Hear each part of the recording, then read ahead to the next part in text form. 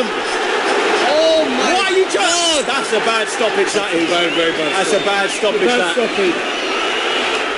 The surprise of that dramatic moment in the first round. Wasn't it wonderful listening to the subsequent reaction from our leading panellists in the Manchester studio? Amir, right in the heart of that, while Anthony was enthralled at the super middleweight battle. And we welcome one of our former world 12-stone champions, Glenn Catley. Great to see you. Well? Thank you. Very well, thank you. Thank you very much for having me along. Thank you. I'm going to ask you, Amir, if you managed to finish that sandwich eventually. But how excited are you about this clash? Oh, I'm as excited as anybody. This is the fight everybody wants to see. It was a great fight the first time round.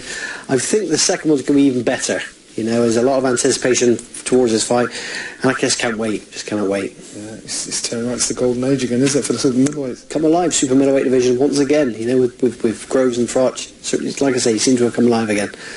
What did you think last time, or what are you sort of leaning towards this time? Well, unlike everybody, the fight was stopped too soon, without question. But hey, here we are. They got fight number 2, and they're going to earn an awful lot of money off of it. So, you know, fair play to both of them. Froch went down the first round, as we know. It was a thunderous shot. Now, invariably, that would have took him 4, 5, maybe 6 rounds to overcome that shot, which is why I believe Groves was able to dominate and get such a commanding lead in subsequent rounds. But as we know, Froch was starting to get back on top, and I think it was only a matter of maybe 1, maybe 2 more rounds before the fight would have got stopped anyway. But so, fight number 2, I think Froch can be a bit tighter, and I think this time around he's going to. I think he might stop Groves a little bit earlier. Yeah, we've talked past. Everybody keeps talking about the last fight. Let's talk about the next fight. Boys, Amir, I've got to you. How do you see this fight going? I think it's going to be a good 50-50 fight. It just depends. I think it's just going to depend on who starts first, who starts the quickest. If you look at Groves, I think what gave him confidence the first fight was putting him down, and then you know he had a good few rounds after that, and that gave him confidence. But I think this time, I think Froch is going to be a little bit more. You know, he's going to know what to expect. He's going to be a little bit more smarter in there. And it's going to be a tough one. I mean, I think I favour more towards Froch on this one. I think he's a bigger, stronger, has more experience, but I think tables can turn.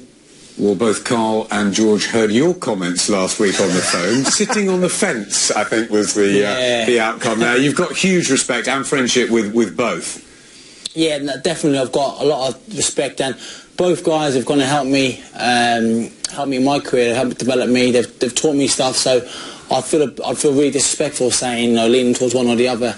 I've been lucky enough to do a bit of sparring with Carl Froch in the build-up to this fight, and you know, it'd be very unprofessional for me to, you know, give little tips away the things he's been working on, but I can just see that he's really switched on and he's really focused for this fight.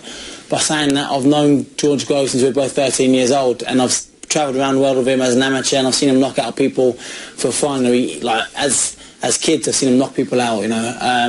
And I know that for the last fight, a lot of people kind of wrote him off, but he's a guy that is so mentally focused. I went to his wedding in 2012, and we were chatting in between, like the wedding and like the party bit in the evening. He was telling me how he knows he can beat Carl Froch, and this is 2 years ago, way before the fight was even ever mentioned. So I know George has studied Carl for a long time, and he believes in himself from the bottom of the heart. He's going to win this fight, and I know Carl Froch is so focused. And I think even a little bit, not embarrassed. Obviously, he got up and he won the fight, but I think he wants to kind of assert himself, you know, this time and show everyone that last time was, you know, he got caught with a shot as a bit of a fluke and show that he's the #1 in the weight. But what a fight with him in my face! I can't wait to see what happens. You still not answer this. And while you two were sunning yourselves in Vegas, we had high drama on that very bench a week ago. You probably haven't seen it yet, but here's a few clips. And I mean, Johnny, you talk us through it.